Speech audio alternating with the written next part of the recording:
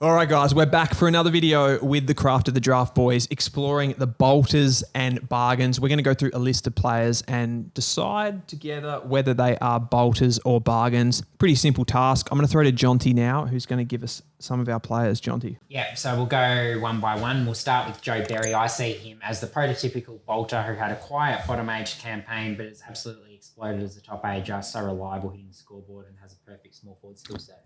Joe Berry, 100%. So I had no idea. Again, another one of those players. You had no idea really who he was at the beginning of the year. Came out for the Murray Bush Rangers. I think was it round one? Kick 5 against Tassie? Or was that round 2? Very early. On. Yeah, round 2, I reckon. Went bang. Just kind of connected with Josh Murphy in that Murray Bush Rangers forward line. Just looks so dangerous. And then he's able to step up to that national champs level and goes bang again. Didn't kick as many goals, obviously, but he's got that, intense pressure. Physicality goes at the ball and the athleticism to go with it. Well, it is that work rate as well, which makes him pretty defined bolter. I'll go to Alex Taru now, who I also have as a bolter. He's just absolutely come from nowhere. It feels like a gippy boy that has really impressed with his physicality, his one-on-one capability. The statistics don't really reflect how dominant he is. It feels in the air as well. I mean, he'll only have about 5 to 10 touches like on a quiet day, but it's still a really impactful day. Yeah, so he's one that Gippsland have rated for the last 12 to 18 months, but he hasn't necessarily gotten a clear run at it through a combination of injuries. If you see how hard he goes at the footy and how courageous he is, you understand that he does get a lot of knocks and that sort of thing. But like you say, he only averaged the 8 disposals through the national championships. But you noticed him a lot. He had a lot of those moments that were really important. Obviously, in the last game, a big rundown tackle that looked like it would win them the game and some intercept marking as well. Yeah, and he felt way more offensive than 8 disposals a game, didn't he? Like he felt so much more involved in the game. But yeah, our first 2 on the list here, clear bolters. Yeah. Prototypical bolters. Who we got next? We've got Noah Miraz next, and I see him as a bargain based on the fact that he hasn't played a lot of footy this year. We didn't see him in the AFL Academy games, and we also didn't see him at the AFL National Championships. We did last year as a bottom ager for a game, but because people haven't been able to see him, it's a little bit of a case of can you really risk a high pick on someone that's a key position player when they haven't been exposed? So I think he does fall a little bit, but I think the club that gets him gets someone who understands that key back row really well. Yeah, I know you rated him really highly in your top 10 defenders list. You had him right up there. Where can you see him going, and where do you position him within this kind of bunch of key defenders? Like we've got Alex Taru there, we've got Trainer. Where does he sit?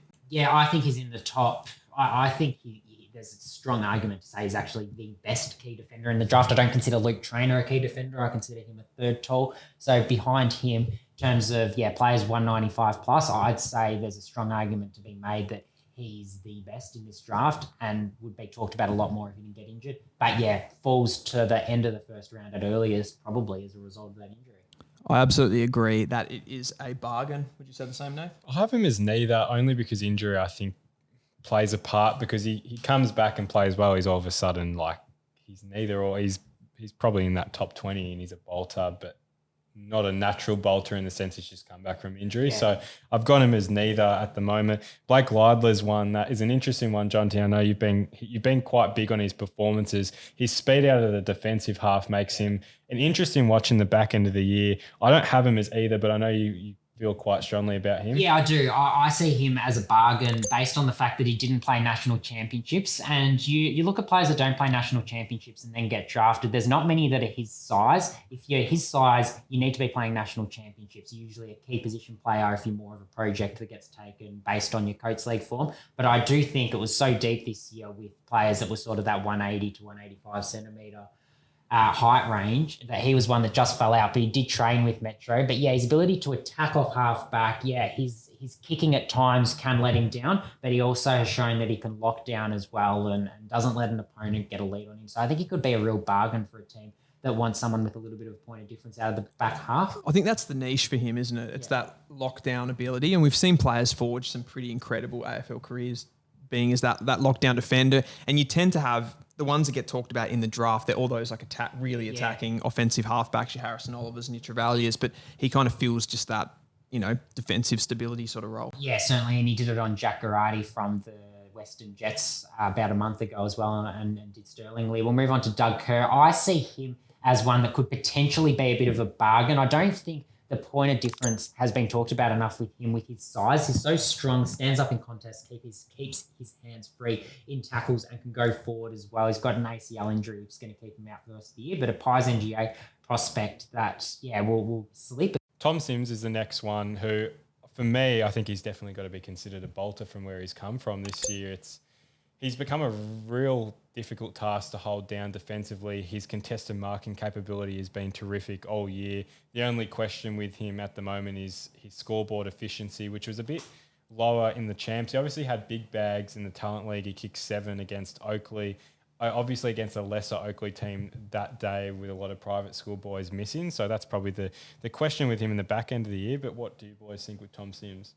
Yeah, I'll start. I think he's a clear bolter in that we came into the year and he didn't have many raps on him. But yeah, to produce a 7-goal game and a 5-goal game was one thing against a couple of defences that were a little bit depleted personnel-wise. But to then show he could be a linchpin at national championships level was really impressive with his contested marking and his ability to athletically leap at the footy and use his size to his advantage. So, yeah, he's one that will be a real bolter and go quite highly in a draft that is a little bit scarce of key position talent.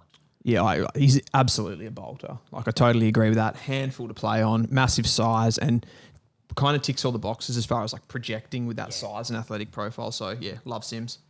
Xavier Lindsay is the next one we've got on our list. I don't have him as either. I think to call him a bolter would be to not do justice to the form that he's produced at Gippsland over the last 18 months.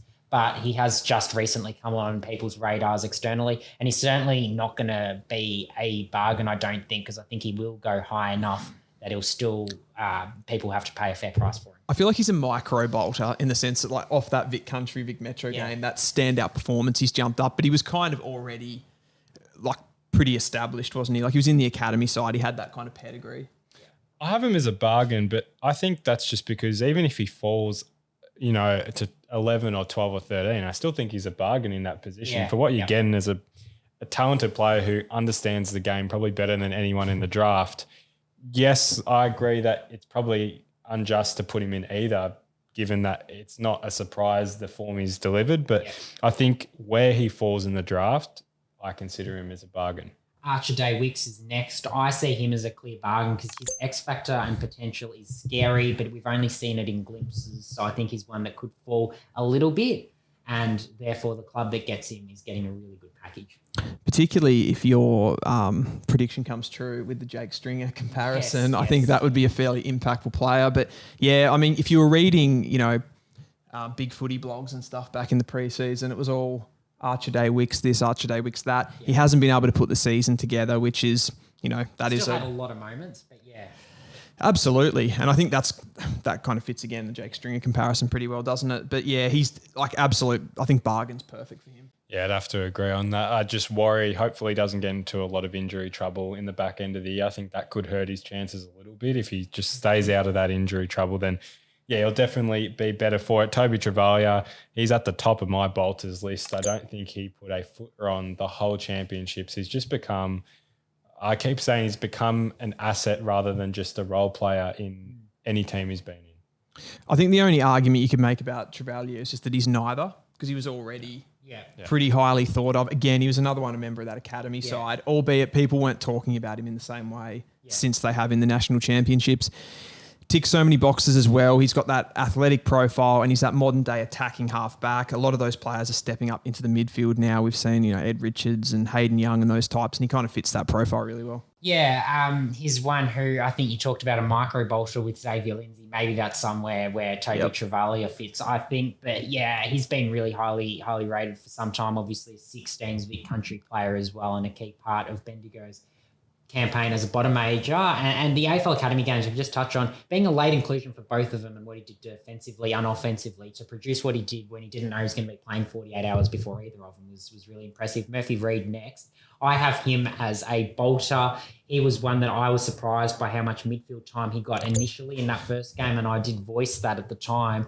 But he certainly proved why he deserved to be in that midfield and, has bolted right up boards and towards the top of a midfield-heavy draft lot. I guess the fact that he did get that midfield time, does that mean that he's not a bolter in that sense? Because they obviously internally rated him so highly anyway. Yeah, a little bit.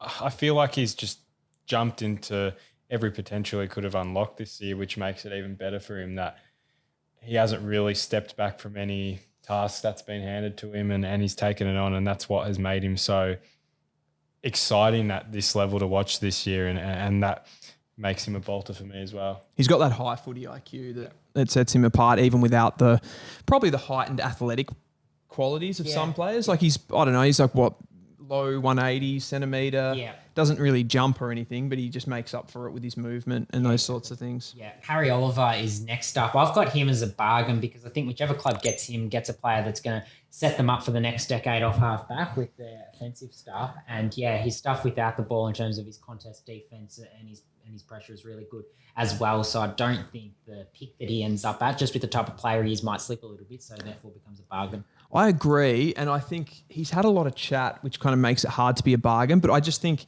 clubs probably don't draft that shorter offensive halfback type player with like a really high pick. Yeah. And if you project him, I think he could be one of the, like he could be a really, really good player at AFL level. So I think you're right. I think bargain ends up going somewhere between 20 and 30. Yeah, probably. Yeah, I'd have to agree. He's almost an attacking defender, which makes it hard for forwards to match up on him during the games as well. Next one, Harvey Lanford, winner of the Lark medal in the national championships. It was quite outstanding. I'd have to have him as a pretty clear bolter. It was just his ability in the midfield to show he can match it against the big bodies. We know his contested marking capability, his ability to stretch at half forward. It feels like anything above his head he'll grab. Like he's just gone from strength to strength this year. He's improved on his kicking as well. So what to love about him. Yeah, there is. I've actually got him as a bit of a bargain because I think despite everything he's produced, and he's done everything possible in the last month to 6 weeks of footy in the national championships, and a lot for Dandenong that was likeable too, yet we still look at him and we still put so many midfielders above him. So I think whoever gets him gets a really good package, but he's one that's naturally not probably going to overtake your Jagger Smiths and, your Josh Smileys, your Sammy Lawlers and those types. At this point, though, it is getting harder to refute him, isn't it? Like he's got everything. He's 190 centimetres, flies at balls in the air, and he's produced in the biggest moments of games. He's helped prop up that Dandenong Stingrays team. He's helped with the Vic Metro. He's good with the ball movement, good at clearance. Like he's a total package. Yeah, certainly. Just Bar-Orar I've got as a bolter, so averaging 4 goals a game at Caulfield Grammar level. Had a really, really special Vic Country trial game as well, where he got lots of goals and he got them in different ways. And his first 3 games of the national championships, really reiterated how good he can be at the next level. I think with his avenues to goal and skill set as a small forward for the Oakley Chargers, and a former Gippsland Power product who never really shone last year as being a clear standout, but certainly bolted onto the scene. Yeah, definitely, like bolter for me, absolutely. Hadn't really heard of this guy coming into the season. Played a couple of games at Oakley there and did okay, but I hadn't jumped off the radar, hadn't taken any notes about him. You see him in that national championships game, and along with Berry, they were the 2 best small forwards on the ground that day. Yeah, they were. I have him in neither, but that's purely because I think his start to the year was a little poorer, and he started to kick on now. I just would like to see it progress into the back end of the year. I think he almost got hurt by being in such a strong Oakley team this year. Like that almost limited his opportunities in the forward line, but he obviously showed he's capable of it at champs level, which is the most important in your draft year. Do you think that's more important, the fact that he steps up and not only does he match the performance, but he actually exceeds it? Yeah. 100%. Leo Lombard next. I don't have him in either category because for me, he's been one that's received lots of attention as a teenager, playing in a VFL premiership last year, and obviously what he's done this year has been absolutely dynamic. So I don't think he's either, and he'll be paid fair price from the Gold Coast Academy. I think so. Yeah, he impressed me a lot, but I expected it. Yeah. Yeah, I'd have to have him as a neither. You couldn't see him going as a bargain unless, geez, imagine if he slips down to Gold Coast first pick. Is that actually possible, or do you reckon someone's? No, I think someone will have to hold him accountable. I reckon. Yeah. Sam Marshall, I have just as a potential bargain. Just again, similar vein to Harvey Langford. I think there's certain midfielders he won't be able to push above, despite how good he is. And he has shown his weapons at the national championships, averaging the 26 disposals, disposing of it really efficiently. But he's going to struggle to push ahead of some other midfielders, which means whoever gets him is going to get a bit of a bargain, I think. I absolutely agree with this one. And I'll double down on that by saying that he's one of those players that just misses out on inside time because he can play the outside game better. Yeah. So they'll push players in ahead of him, particularly at Sandringham. And then even at the Allies level too, you had other players come into the side who got midfield time over him, and he's just so well suited to the outside. Yeah, well, I've got him as a bargain down. It'd be interesting. I mean, I'm assuming Brisbane will take him if they can, being a Lions Academy product. So he's been super productive. He's one that could push up higher, but it just like you said, he just doesn't really push above those top echelon of midfielders. Next up, Angus Clark, an interesting one to discuss from SA. He's my boy. Yeah, he is. And I'll let you start. Where do you see him? Because for the moment, he's neither for me. I think he's still got quite a way to go in terms of consistency, but where do you see him in this discussion? I know you guys have got knocks on his ball use, but the things that I like about him are the athletic profile. I like that he's pushing 190 centimetres and he can run like the wind. Like the endurance is there, the power running's there. He flies off the half back line. There's probably a bit of the fact that he's playing for South Australia, but a lot of the Will Day is about him. Yeah. And even the Toby Travalias, albeit that he's not putting up the productivity and his ball use has probably been a little bit down. But I just think this is a pure projection one for me. Yep. Could you call him a bolter? Like I had him in one of my bolter videos. He probably hasn't put together the package of national championships games that you would call a bolter. So I'll probably have him as neither. But I think maybe a bargain. Yeah, there's every potential he could be. I think especially towards the bottom end, if Adelaide and Port have some,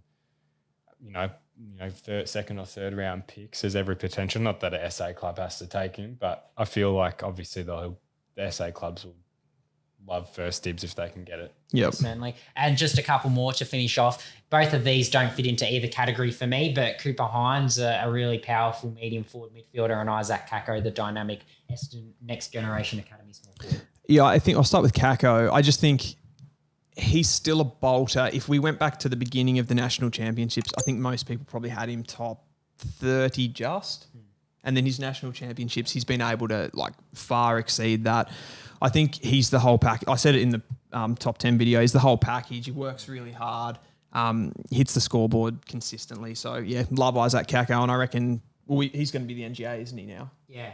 We think we've got confirmation on that. So, well, I have both of them as bargains. Kako, I think, arguably now becomes a bolter if you're every other, all the 17 other clubs, they'll want him to go as high as possible and make Essendon pay for him, I guess. And Hines is one that I think sneakily just sits under the radar. He's super productive. It doesn't feel like he ever goes a game being extremely quiet, and usually he does take his moments. So I don't think he'll push into the top 25, but I definitely think he'll be there or thereabouts. He's bargain for me. Yeah. Way out, his productivity's way out exceeding his talk. Hines, I think he's one that will go a bit higher than people think. So that's why I haven't put him there, because I just think it's hard to overlook someone who's 190 centimetres, and the stuff he's done for Dandenong Stingrays has been first rate as well. So, yeah, he sits at neither for me. I think we've covered everyone, have we, guys? Yep. That is a wrap for the bolters and bargains. I'm sure you guys want to add a few names, throw them in there to us, and we'll get back to that in the comments. And we'll see you guys next time.